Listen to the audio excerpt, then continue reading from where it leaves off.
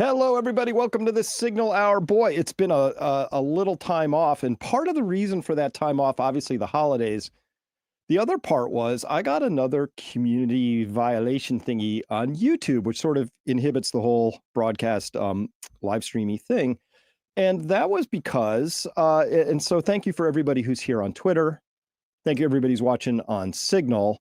It turns out YouTube, Google just can't help themselves. And the area that they flagged last time was I was talking with Tracy Thurman, and we were talking about red dye number 3 and how many countries had actually decided that was no good because it was associated with hyperactivity in children. And I said, isn't that weird? You feed kids this stuff and then you give them Ritalin, right? Apparently, that's the kind of thing that YouTube supports, of course, and we know that. So I'm going to just keep bringing this straight to the hoop because I don't do censorship. I just can't stand it, and I have no place for it. Neither should you. So we're in this, excuse me, this pickle we're in as a culture, as a species, as a Western civilization project, principally because we haven't been allowed to talk about things. Oh, don't you worry your little heads. The experts have all this. You shouldn't talk about that. And it turns out the experts have been complete demons about so many things that I no longer, as soon as the New York Times leads an article with experts say, I just tune the rest out. I know that whatever they're about to tell me is a quick way to get slowly dumber. So I'm not going to engage with that anymore. Today, we have a lot to cover. This is going to be pretty big, and Rumble too, obviously. So Rumble, Twitter. Of course, we record all of this. We put it up on Peak Prosperity, and we have it on Odyssey. So hopefully we are censor-proof if you come back to the mothership, which is peakprosperity.com. So today's going to be very interesting. We're going to be talking about the California fires, the UK's moral abomination, and then depending on how much time we have, boy, I have a lot more to be talking about. Hey, hello from Cyprus. I see you there at Canarpa. I'm also scanning the comments here as we go. So please, if you have interesting comments to share, put them up there. I'll read them if I can and divert my attention and also bring them forward. Here, blessings and high praises there. Thank you, Robert James. And let's get going. The fires. Okay, the fires. Let's see. Where do I start with this thing? Come on, give me my thing. This is what they look like from the air. It's obviously this time is burning just like California does. It burns every year now. And it's burns in a way that is now this time going through some of the toniest, priciest districts out there. And so, of course, it's going to get a lot of attention. Actor James Woods, he kept us on the edges of our seats here for the last 24 hours. Here he is. He's live streaming or tweeting and putting it right up from, well, the house 2 houses away from him is catching on fire. That would be my personal exfil moment, I think, when I see the neighbor's house like go up in flames. I'm like, maybe we should move on here. This is from his deck 3 minutes ago. That was 18 hours ago when I took this screenshot, which was just a few minutes ago. So this was yesterday. And again, you can just see like flames just coming up. And again, I am out of there. So let's orient. What we're talking about here today is, and I need my laser pointer thing, the Palisade fires, which is right here. They have an Eaton fire. There's a Hearst fire. These are other fires as well. And you can see here, these are sort of burning down through here. When you saw that first big image taken from night, that's what it was there. Okay, this is a really cool map that I found, Cal Fire / Forestry Maps. So this is showing this whole red boundary here. This is where the fires are active right now. This purplish color out here, you can see me tracing the edge of it here. Here's the purplish edge right here. This is green on this side. This is purplish on this side. If you can see my little laser dot. If you're a cat, I know you're watching this. You can see it. That little boundary right there, this is the evacuation orders anywhere in this purple. Obviously, if you are in the red, you're in deep trouble. Taken from a little further away, this is what it looks like. So really North LA right there, Malibu, just getting absolutely pounded. And so let me pull this up, make sure that my volumes aren't going to blow you out here. So let me pull my audio up. All right, let's turn now to this really dramatic video that was taken last night down in Malibu. Oh my God. We're out of the way. It is until we get water tenders or the water system restored. We're doing the best we can with this. $1 million. Oh, more. Oh my God, look at all these fucking levels. From operations top down with that. Oh my God. Yeah, strike team reporting there. Or no. Wow. Holy fuck. I'll take the strike team to assist with the area because we still have. Even the telephone wires are on fire. The insulation. This is insane. This is like the most wild thing. Well, okay then. That's pretty intense right there. I believe that's the coastal highway. I can't actively orient exactly where on the map this would be. Not familiar enough. And even locals would probably have a hard time determining exactly where that is. So this is daylight afterwards, and I still don't know exactly where this is. Not local enough. Okay, I guess let's park along the street, yeah? And then, Dave, if you can, just pull ahead of us and try to set up a signal. Right here. This is where it's got to be. This is, oh my God. What? I've never, look at this. Beyond comprehension. Oh. Yeah, indeed. And Justin Maverick writing here in the comments, there are always fires, of course, but until 10 years ago, they rarely, if ever, reached the houses. Now they burn even the rich people's houses right to the ground. So let's take a look at this because there's actually more to this story. And this has unfortunate overtones of Malibu's overtones kind of are foreshadowed by Lahaina and also Western North Carolina. We're going to connect these dots together because that's what I like to do is see the patterns and things. And so this was kind of interesting. So this was last night, MJ Truth Ultra on Twitter pulled this clip. And now let's listen in. This is a newscaster talking with a local developer of some kind, I believe. But what is most concerning to me is our first responders and our firefighters who are trying to battle this. There's no water in the Palisades. There's no water coming out of the fire hydrants. This is an absolute mismanagement by the city. It's not the firefighters' fault, but it's by the city. And I'm going to be very honest. We've got a mayor that's out of the country, and we've got a city that's burning, and there's no resources to put out fires. So if you look at your pictures, you don't see the firefighters there because there's nothing they can do. And it looks like we're in a third world country here. Mm-hmm. And we've got a lot of tough questions that we need to ask the mayor and the city council and our representatives and the county representatives. Why didn't you work to mitigate this? What was your brush mitigation program? I heard you earlier talking about it's been dry because there hasn't been rain. That's not the biggest problem here.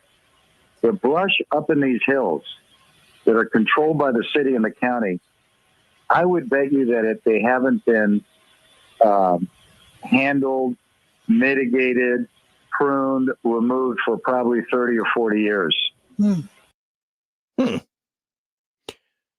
So it's dry, but guess what? It's dry in California a lot. It's windy. They have these winds from time to time, but there's no water in the hydrants.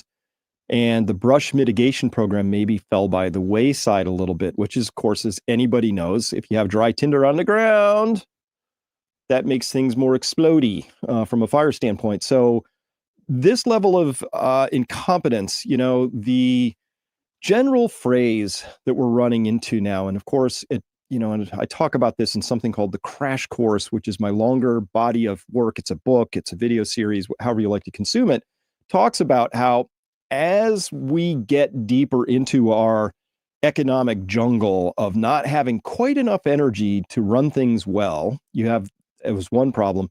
You're going to run into what has been now termed the enshittification, the crappening. It's crappening. That things just get harder for some reason. Like the idea of brush mitigation is such a 1950s Smokey the Bear kind of concept. It's not a hard one. And somehow they've lost the plot line. Having water in your fire hydrants is not a hard concept, but they lost the plot line. So part one is just where we are in our late stage, anything goes economic cycle with just money printing and, all that. Then we have a failure of our education system. and also promoting people who really don't deserve to be promoted into positions where they can do a lot of damage. I'm thinking of Fauci at this point in time. I'm thinking of Rochelle Walensky, but the list is very long and it extends all the way down the ladder to probably your local municipality as well, where people who are of high competence are in short demand and maybe getting more and more rare. Just an observation there. So it turns out Nick Sorter here reporting that yes, Los Angeles fire hydrants were out of water because the county refused to fill reservoirs, per Rick Caruso. And that the mayor of California did zero prep despite advance warning of the winds and the fire risk. And so obviously drawing the parallel there with what happened in Maui. Yeah, let's see here. Funky Wanderer says caring about water and the fire hydrants is sexist, racist, and climate changey. I put the Y on the end of that. Yeah, you're absolutely right. It is. It's something. And of course, I don't know how to pronounce that, but Big Crypt saying here definitely mimics Maui and the no water in the hydrants, and the in charge are incapacitated. It's pretty astonishing. So let's turn now to, you've heard of Nostradamus? How about Nostratrumpus? Here is Donald Trump in 2019. 2019 saying, way back then, the governor of California, Gavin Newsom, who has done a terrible job and continues to, of forest management. So here's Trump talking about forest management, right? Not his job, but speaking to the governor of California, like, dude, do your job, forest management. Like you heard that developer guy saying, there's a lot of brush out there. Maybe we should do some forest management and make sure there's water in the fire hydrants. Again, these are not particularly elaborate concepts, but somehow they are now elusive, out of grasp, difficult to engineer concepts because of the crappening. He said, quote, I told him from the first day we met, he must clean his forest floors, regardless what his bosses, the environmentalists, demand of him. Must also do burns and cut fire stoppers. Every year as the fires rage and California burns, it is the same thing. And then he comes to the federal government for help, dollar help. No more. Get your act together, Governor. You don't see close to the level of burn in other states, but our teams are working well together and putting these massive and many fires out. Great firefighters. Also, open up the ridiculously closed water lanes coming down from the north. Don't pour it out into the Pacific. Should be done immediately. California desperately needs water, and you can have it now. Apparently, if you're far right or ultra far right or conservative, you have the superpower, which I would call common sense.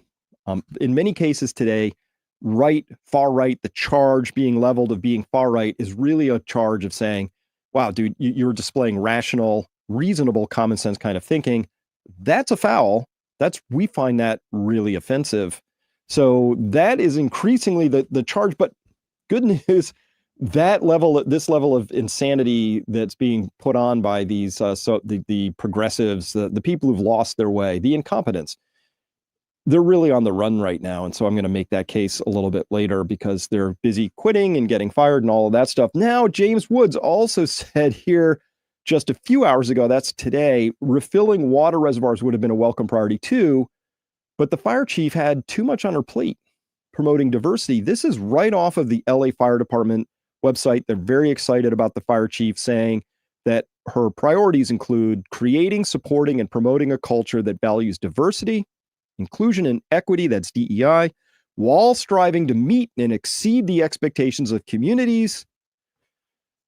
I would have, call me crazy, but I think one of the expectations of the community was that you would put fires out with water coming out of the hydrants. That's kind of one of my expectations for the fire department, but I guess that's nowhere near the top of the priority list anymore. Going on, here's more from Kristen Crowley, 19th Fire Chief of LA Fire Department, with her wife and children by her side, took the oath of the office on March 25th, 2022, becoming the first female and LGBTQ. She's all those things at once. Wow, it's very diverse. Fire chief in the LAFD. So you know what? This is what people actually want these days. We want people who are pilots to be able to take off and land planes. We want surgeons to be able to do their job competently. That's it. Don't care. It doesn't matter what color they are. Doesn't matter anything. We'd prefer that we didn't have the diversity of Parkinson's in our surgical crowd, right? We just want people to do the jobs. That's it.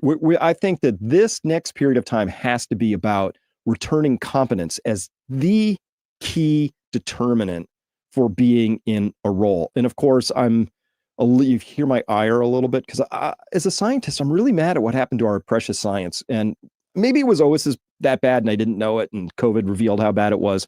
But we saw that science absolutely took a back seat. It wasn't even near the top of the priority list. My expectations in the scientific community was science was going to have a seat at the table when we were making decisions like ventilators or hydroxychloroquine, right? And it didn't.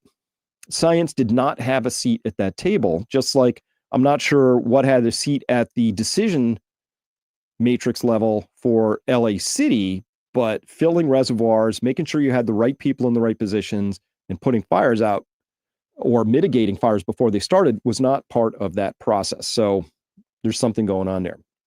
So Lucifer, aptly named, I think here, said, "Oh, the irony of James Woods, known for his skepticism about climate change, losing his home to the very wildfires linked to climate change impacts in California is striking." No, they're not actually linked to climate change. James Wood said, "This fire is not from climate change, you ignorant a-hole. It's because liberal idiots like you elect liberal idiots like Gavin Newsom and Karen Bass. One doesn't understand the first thing about fire management, and the other can't fill the water reservoirs." So Gavin Newsom doesn't get fire management. Karen Bass doesn't know how to fill the water reservoirs. This is very simple. This is not a super complicated thing. We don't need a big inquiry that's going to take 5 years to sort of puzzle through what happened. They didn't clear the brush out and they didn't put water in the reservoirs. This is so simple. But that's what's at stake here. We are losing our ability to do simple things, right? So I don't really have high hopes that we're going to be able to do complicated things like completely realign our energy grid for the realities that are about to bear down on us in terms of where are we going to get those sources of energy. More on that later. Okay. So let's talk about how these fires actually most often do get started. We know this now. We knew this from the fires last year, the year before, the Canadian wildfires, a lot of them in the West Coast. There are people who start them and they fall into two camps. Okay. Truth is Freedom wrote here, "I only lived in California for 6 years. And in that entire time, while Newsom claimed climate change for each fire, it turned out they were in fact arsons." And Scumdog, writing down here, Slumdog Classic on Twitter, says, "Hi, firefighter here. Almost all of California's wildfires are started by schizophrenic homeless firebugs. The reason California has so many fires is because we have so many schizophrenic homeless people. The brush is not spontaneously combusting in the heat. Hope this helps." So it does help. And of course, it's not just schizophrenic homeless firebugs, but it's also, in some of the cases we know from last year, people who are really invested in the climate change concept starting the fires because they didn't have enough action, as they felt, focused on their pet cause, which is climate change. So if these fires aren't going to start themselves, I should start them. I think the thinking goes so that I can prove that climate change is really a big problem. I mean, that's literally the thought process that's going on here. But for whatever reason, these fires can we just be clear about this? They're not starting because it got hot out and things spontaneously combusted. That's not what's happening. They're started by humans. And so maybe we should start there. Which humans are starting these fires and why, right?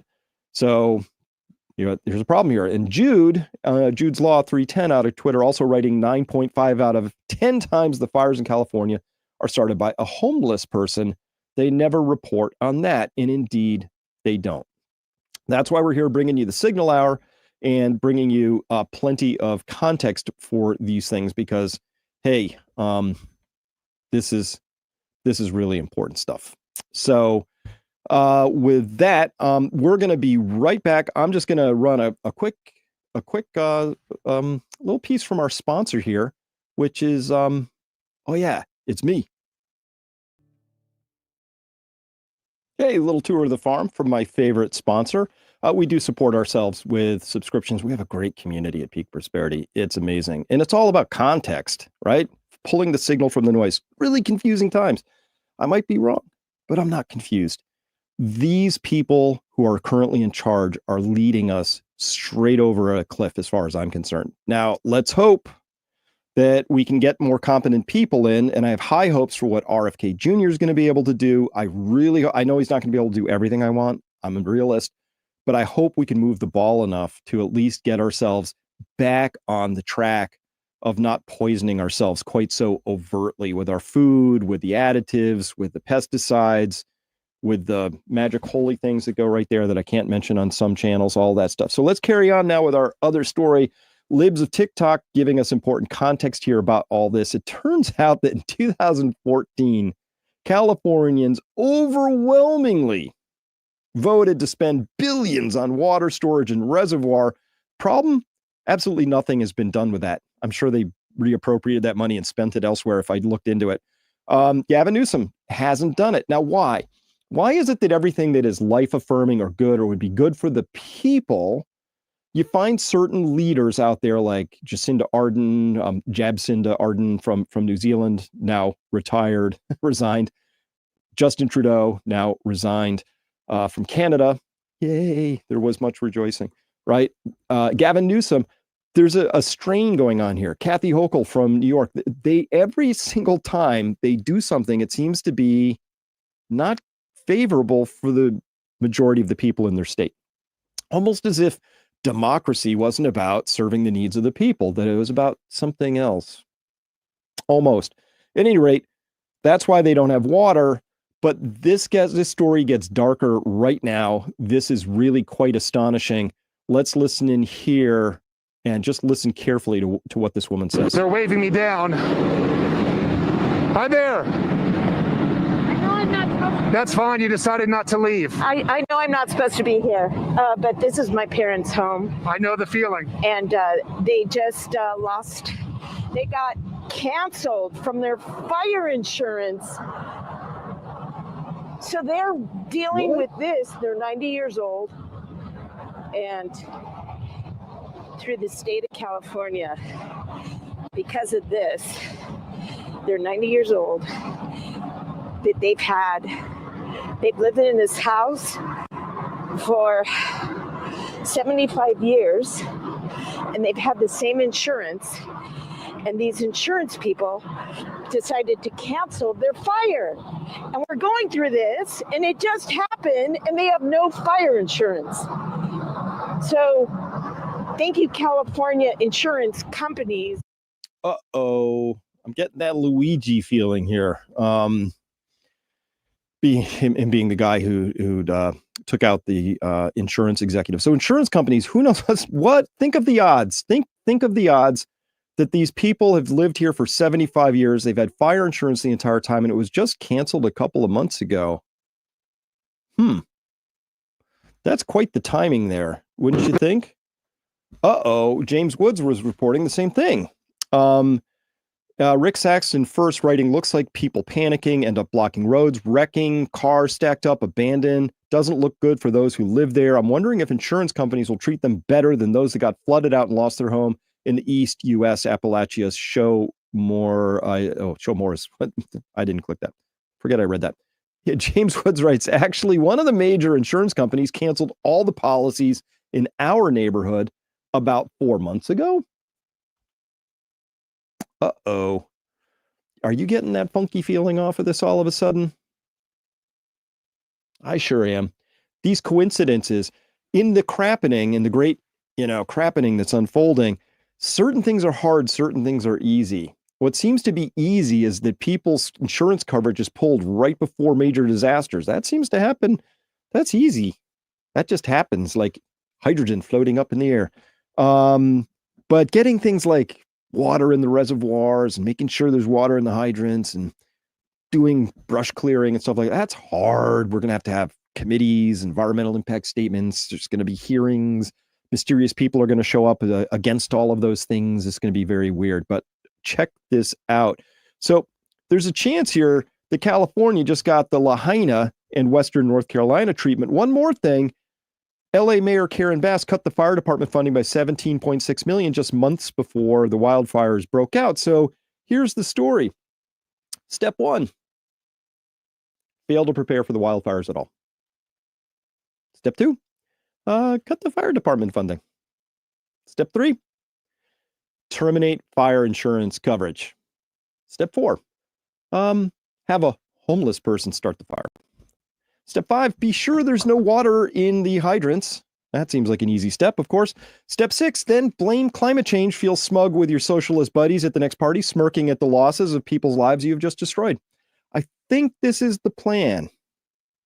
And this is why people, of course, are so angry about all of these things. And yeah, Texas Hill Country, I agree with you. Looks like insurance agencies, they do look a little guilty. Looks a little guilty. It's almost like Larry Silverstein pulling double terrorism coverage on the Trade Center buildings a couple months before that big adventure. There's something, obviously, look, where there's smoke, there's fire. There's a lot of smoke here. And so this just doesn't smell right. We know that. We know that now. So now we just have to get our heads around what we're going to do about that and what that means. So, here's a meme that came out. And by the way, the right does meme a lot better than the left. But if you want to call it left, right, I don't think about it left, right, really. It's up, down, not left, right, up, down. Integrity versus a complete lack of integrity. And so they wrote here what liberals do to every city and state they govern. Let's change that word to socialists, because I'm actually a liberal in the true definition of the word, where I believe in free thinking.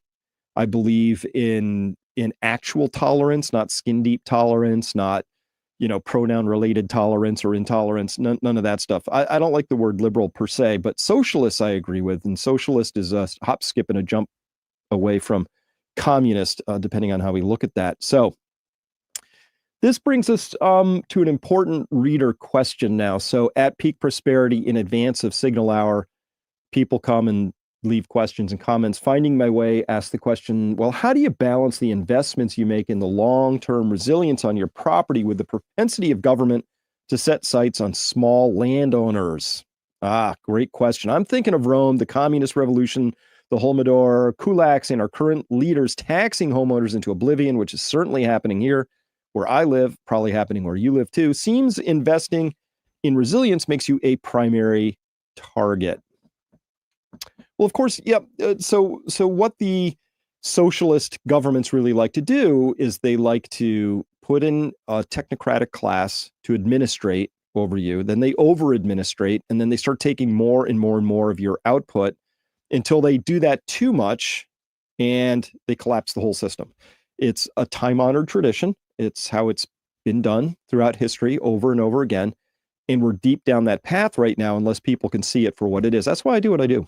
I'm here to expose this, hopefully in a scaffolding of dot connecting so that you can go, oh, that's what's happening. We're just doing what people have done before. It's never worked out in the sense of leading to better prosperity, let alone a utopia for everybody. It's almost invariably turned into a complete disaster. It looks a lot like this. Rule over the ashes, kind of a thing. And that's okay for the people who just like power. Like I'm convinced Gavin Newsom is a full-blown just psychopath. I don't think he has emotions. I don't think he has compassion. I don't think he has any ability to have empathy. I just don't. He just doesn't strike me that way, at least from what I see of him. So, but people like that, they gravitate into positions of power, and they like it there. And then they would just as soon burn everything down and rule over the ashes as do the right thing. But over time, you see they do wrong things all the time. So this is really important. How do you actually begin to invest, knowing that one, they are going to do everything in their power to cling to power. And if they fail at that, they'll start literal metaphorical fires to burn everything down. Maybe a world war if they're at the high enough level and they can pull that off. Maybe they just wreck the state, city, town they live in, because they'd rather do that than face defeat.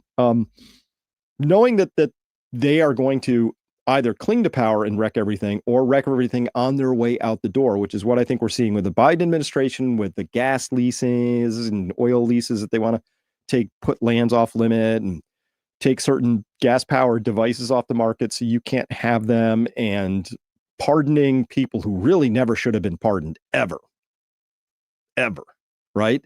That judge in Pennsylvania who took pathetically small kickbacks to ruin teenagers' lives and put them into prison system homes so that prison company could make money off of the state taxpayers, that little unholy triangle, that guy, you're going to pardon that guy? Some of those kids committed suicide as a result of their lives being ruined by that judge for a few shekels, right?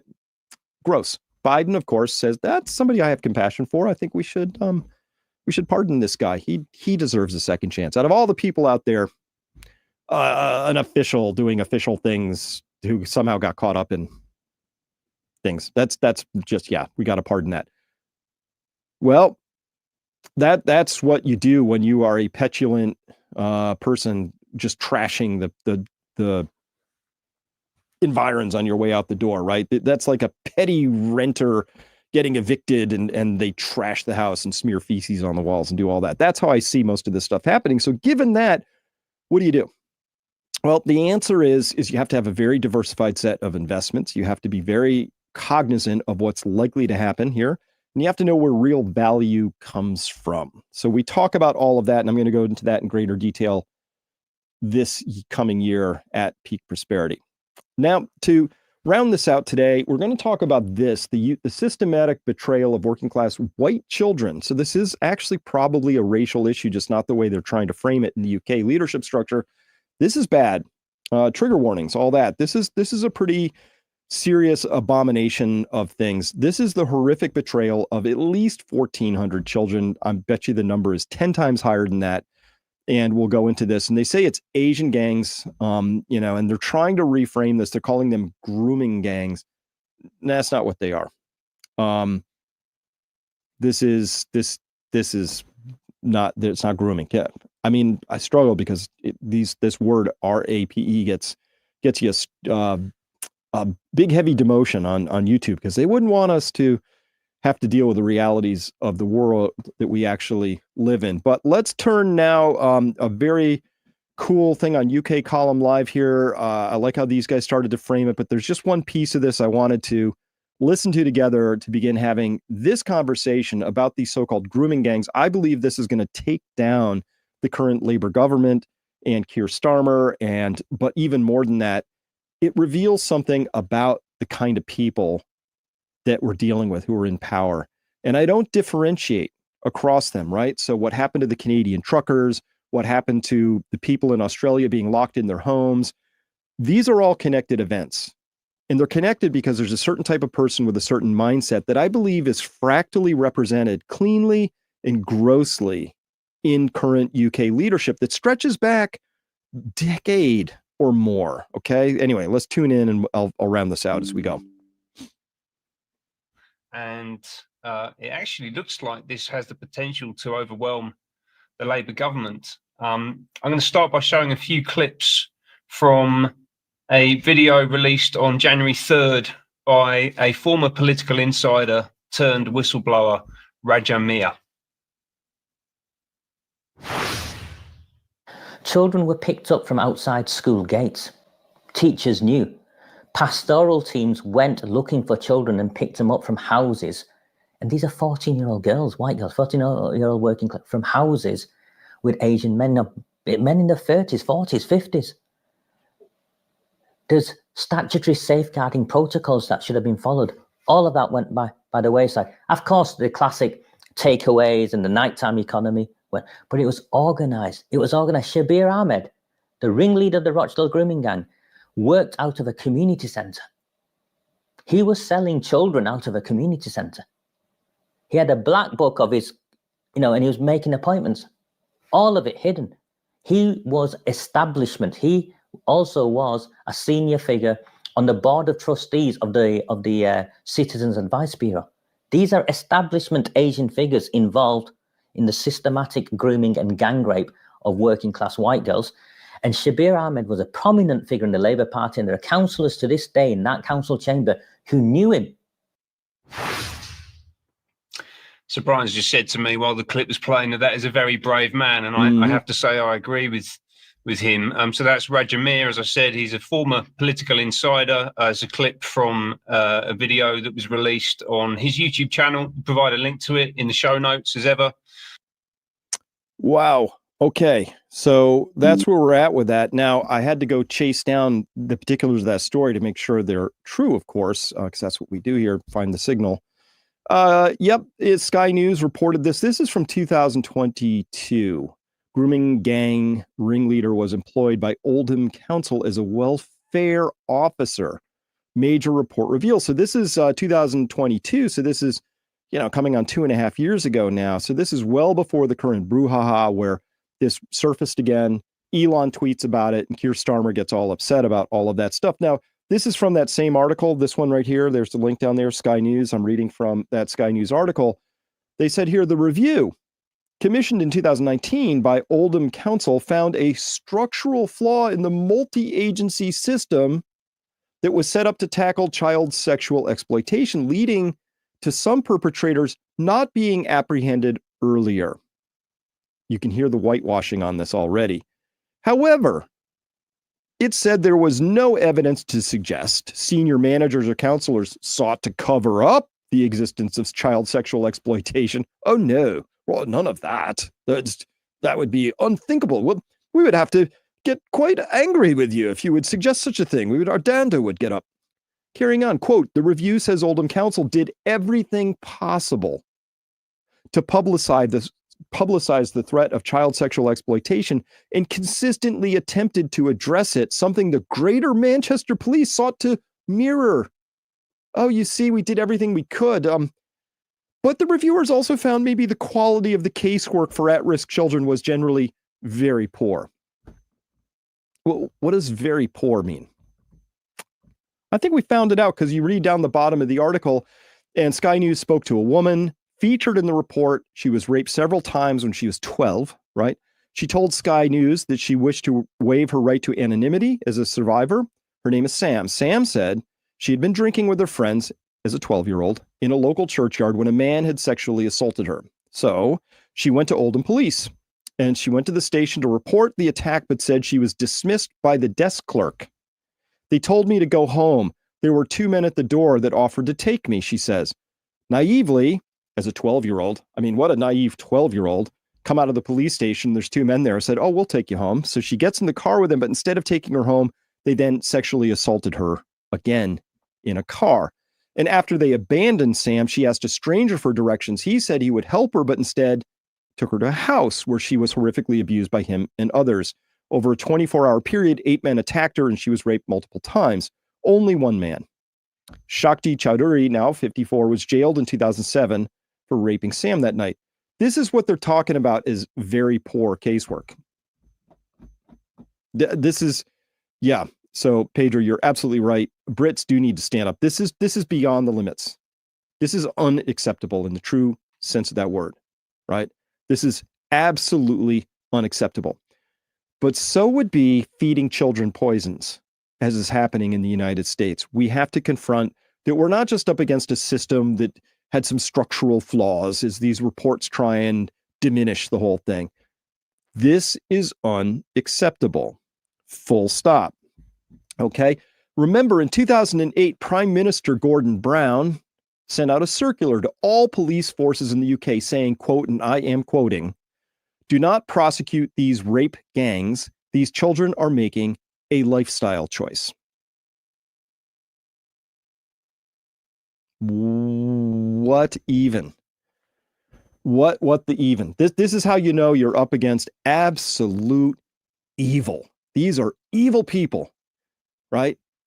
But again, because they're working class kids, who cares? I mean, I have to speculate that maybe all these people who go up to the upper schools, the Oxfords and all of that, Etons, maybe they got groomed too, and they're just like this. Maybe this is just part of the culture over there. I don't know, but when you start adding this all up, it's no bueno. So that earlier video said that this guy was actually a trustee on something called Citizens Advice, which exists to give people, citizens. It's a nonprofit It's not a government organization, but it exists there, maybe as an NGO to help people with benefits, work, debt, money, housing, family, laws, and courts. It's there to help people.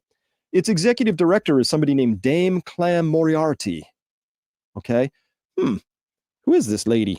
So I looked into her a little bit. And of course, Citizens Advice staff, this is from an article that came out, I forget when, this is maybe a couple of years ago, have reacted with anger after its chief executive suggested they wear trans-friendly badges displaying their pronouns because she told coworkers we shouldn't assume someone's gender based on appearance.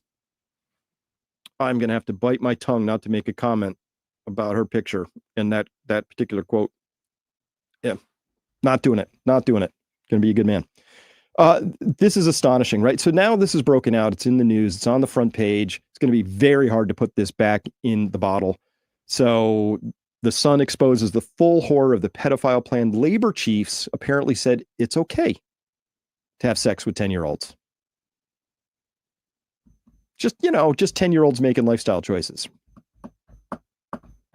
Unbelievable.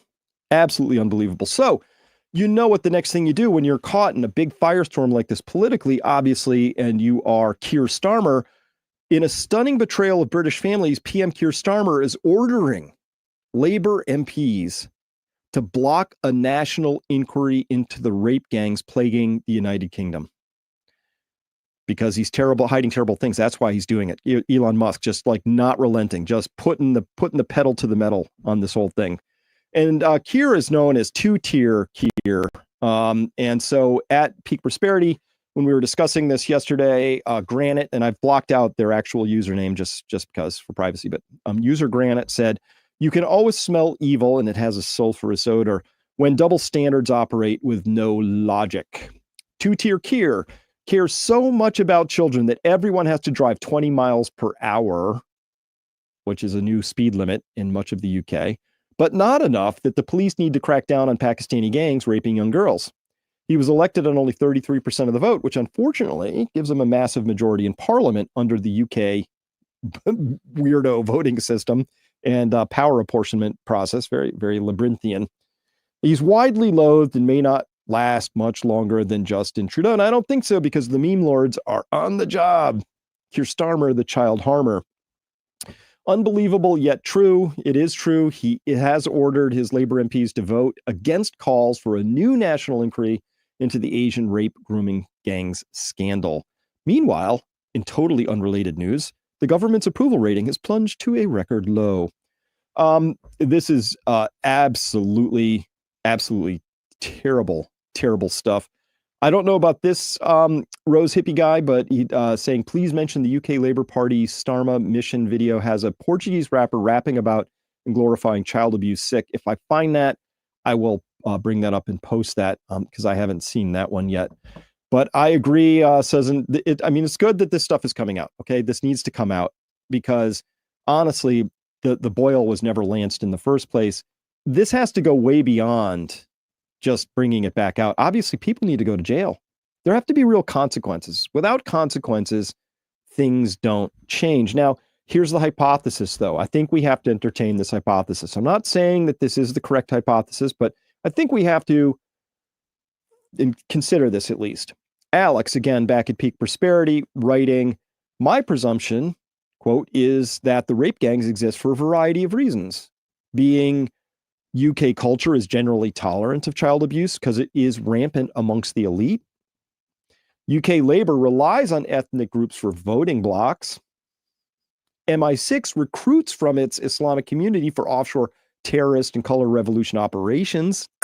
So it runs a protection racket around rapists, i.e., join our team of head choppers and rapists in the Middle East, or else you go to jail for rape, or maybe your family can't stay here.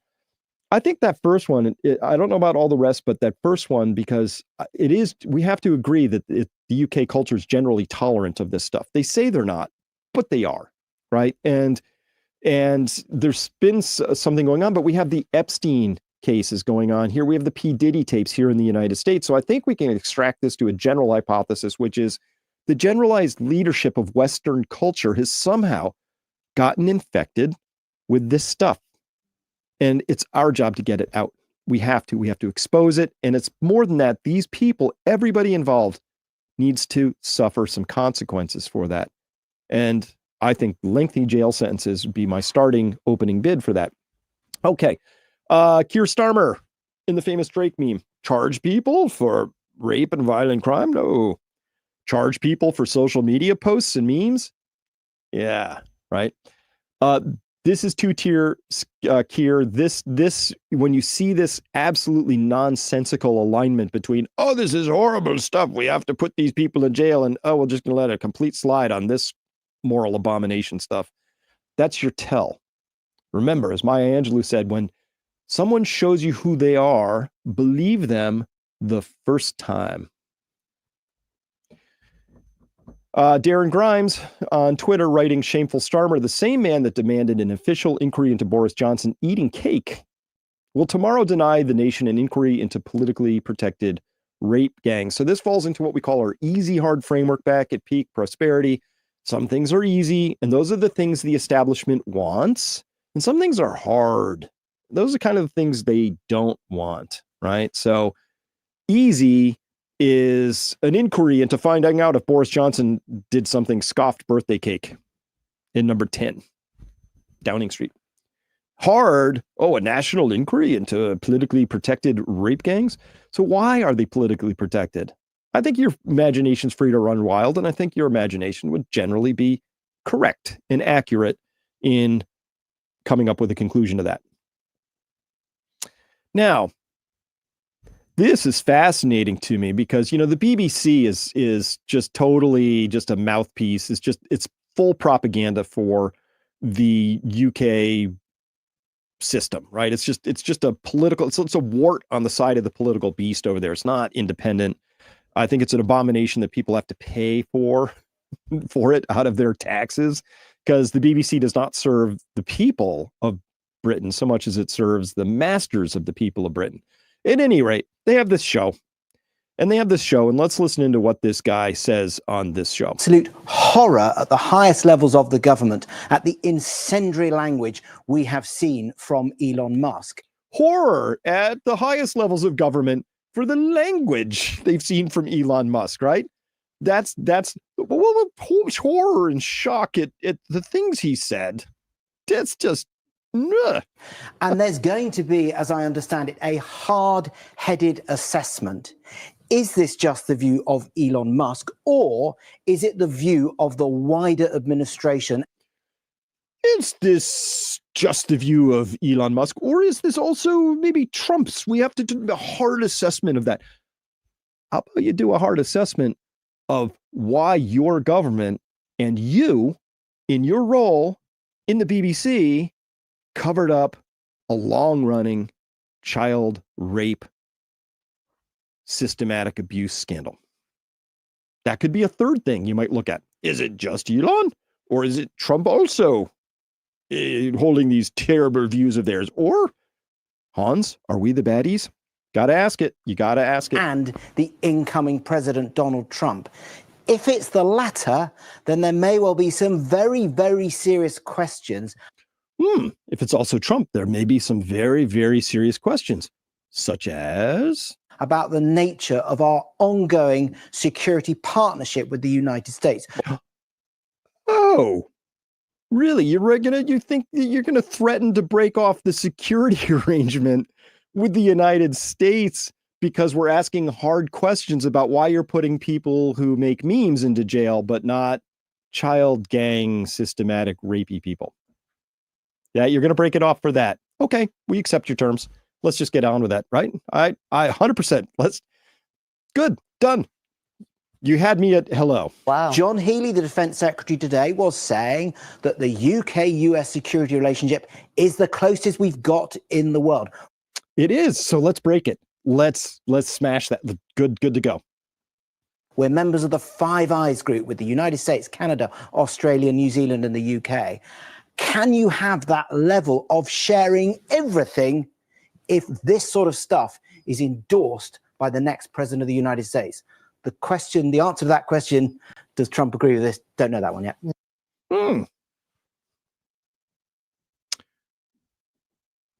Kind of odd. As AJK from Twitter writes, if only they had expressed as much horror at the cover-up of the brutal rape of countless children as they do at Musk's incendiary language. This is getting comical, people. I mean, you can see I'm having trouble keeping like a little grit because this is absurd. We are in complete absurdistan right now. This is unbelievably over the top, right? But I'm a big supporter of over the top when the time comes, because you know what?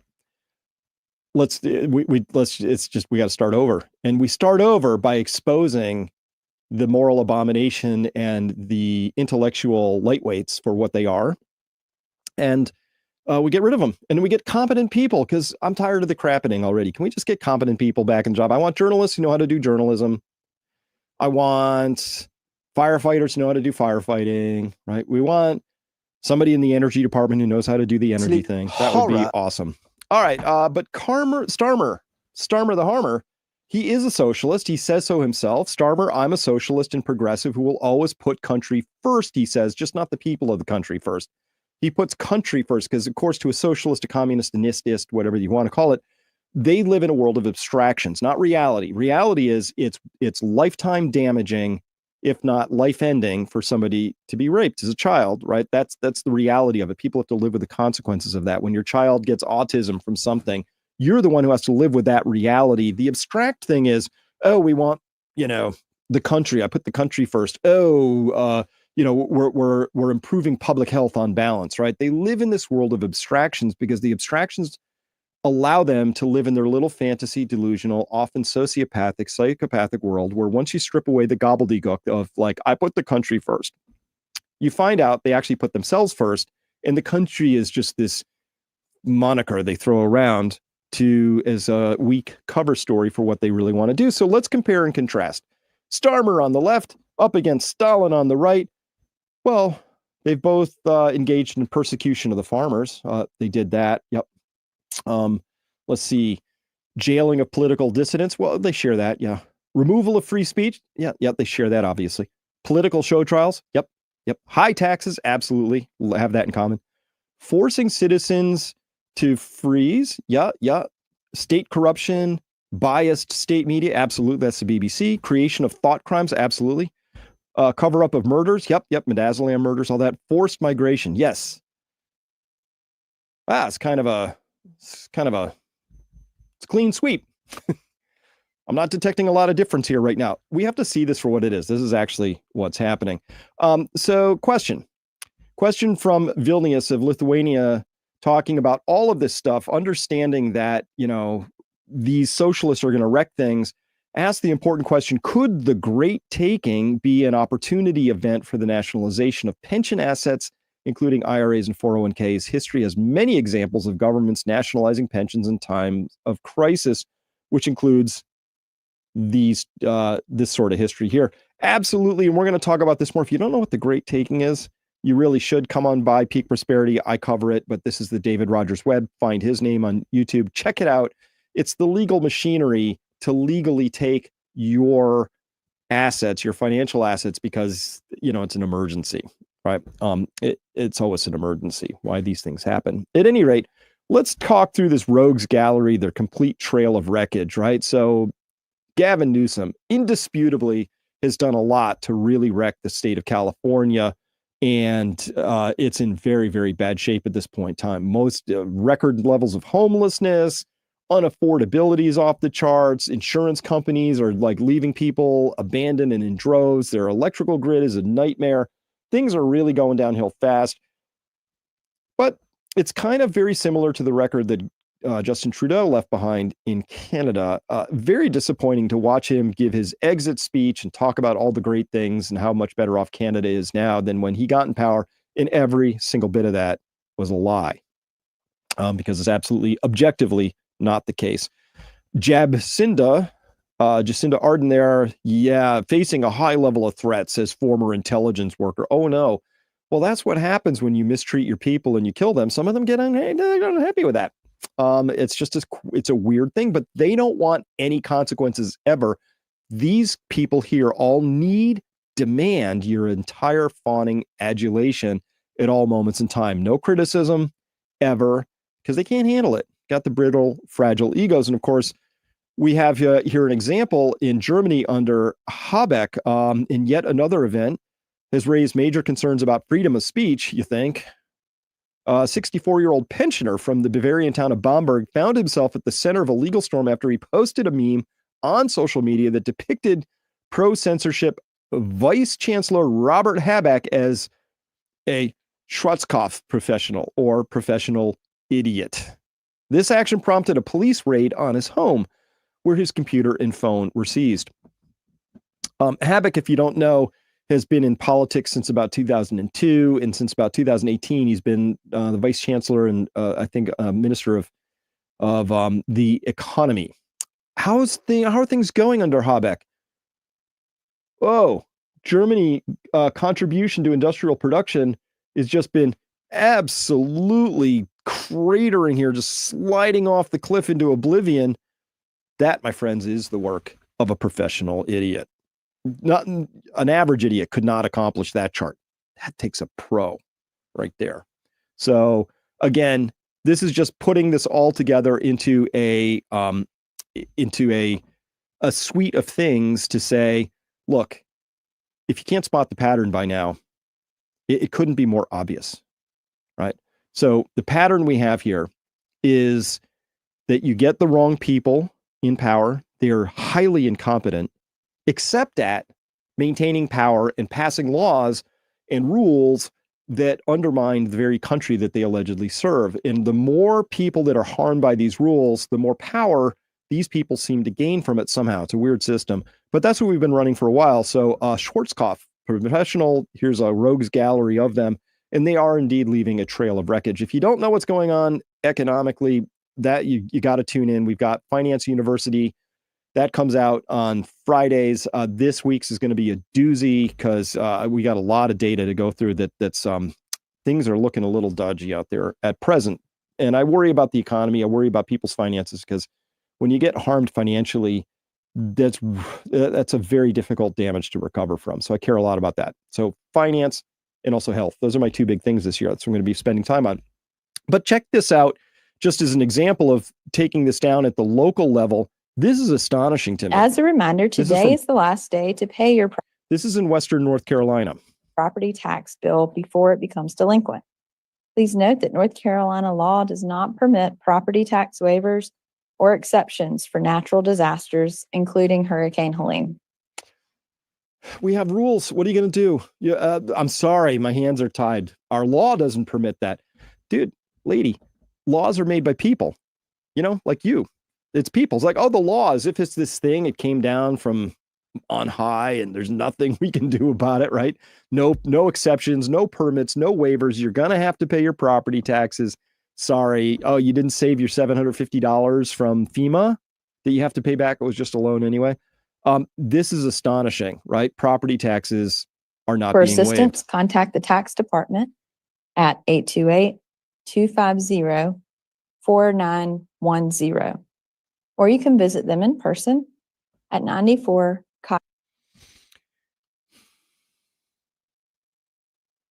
Again, when you can show much more compassion for the people who've done the absolute worst things to us, the outpouring of support for Brian Thompson, it was legitimate. I'm not saying it was totally undeserved, but where's the outpouring of support for this? When we systematically abuse people through our system of abuse, right? And property tax is an abomination all on its own, whole different topic. We'll be covering that at a future episode. When it's a systematic sort of a big government, sorry, it's just the boot of tyranny upon you. It's just a shrug, right? But when there's an actual thing that harms somebody sort of within the inner circle, well, then we get a lot of compassion for that stuff. It's terrible that Jacinda Ardern felt threatened at one point. It was off. Did you see Tony Fauci cry because he said his family felt threatened, right? Well, listen, you mass murder. Sometimes, people aren't entirely happy with that. So that's the two-tier system we have. And that's why I think the UK scandal is absolutely instructive at this point, because we have that two-tier system.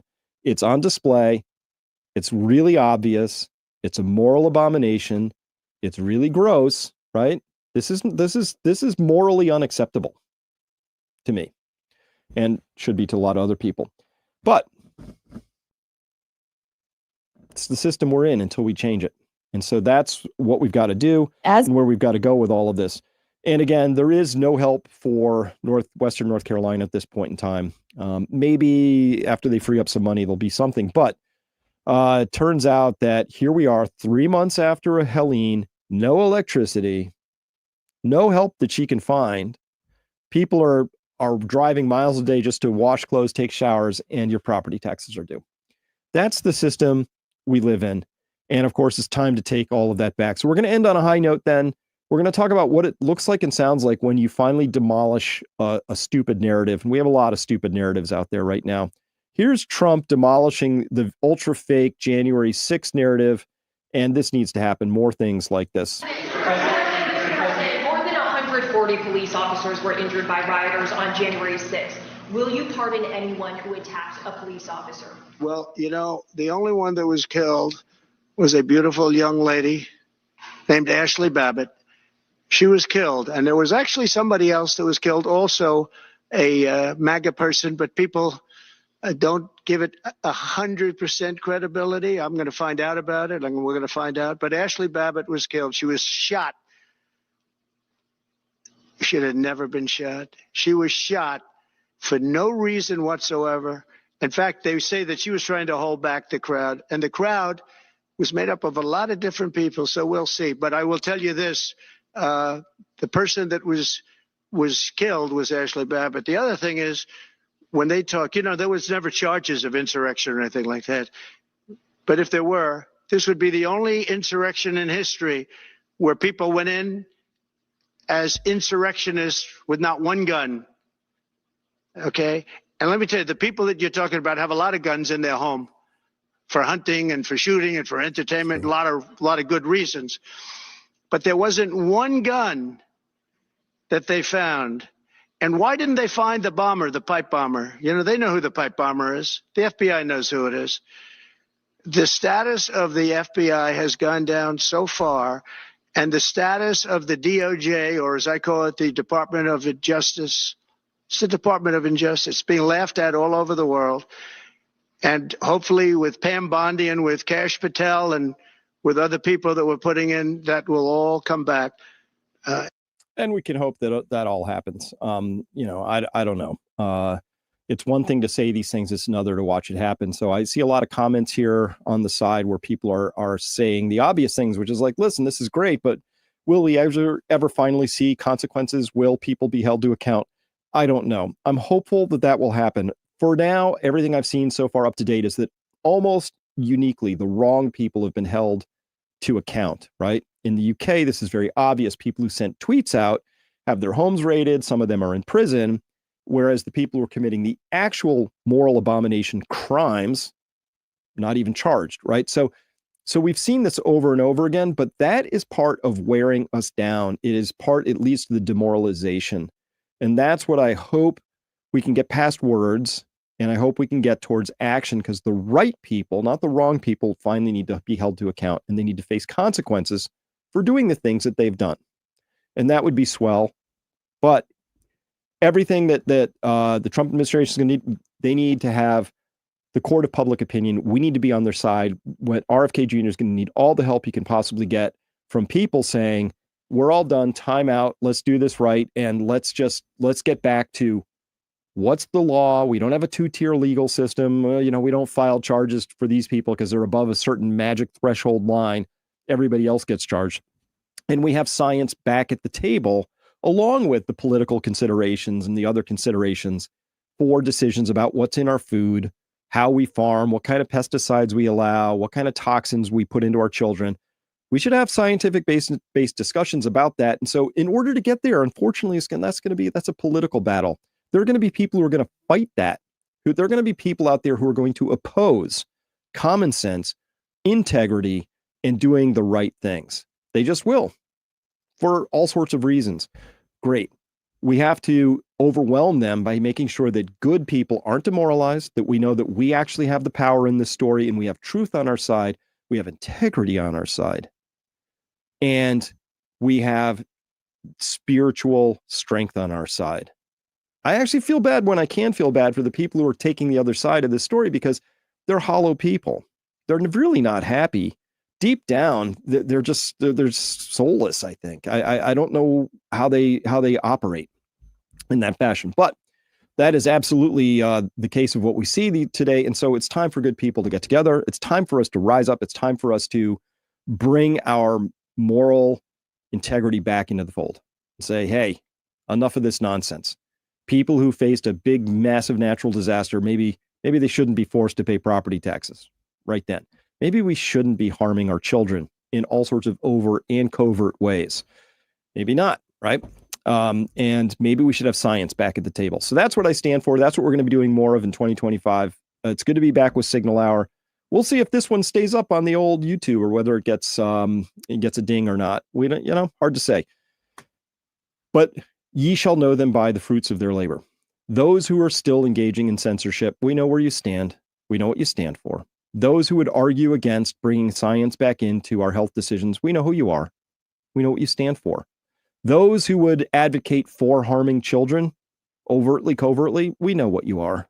We know what you stand for. And good news, I think they're on the run.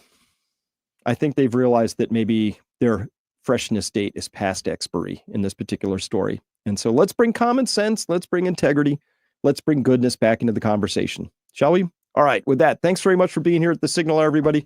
Got to go. And if you want more of this kind of content, I know you do. Peak Prosperity is where you can get this all week long, because I'm there and our awesome tribe is there discussing things like this with appropriate context and humility and a little bit of integrity. With that, thanks very much. See you next time.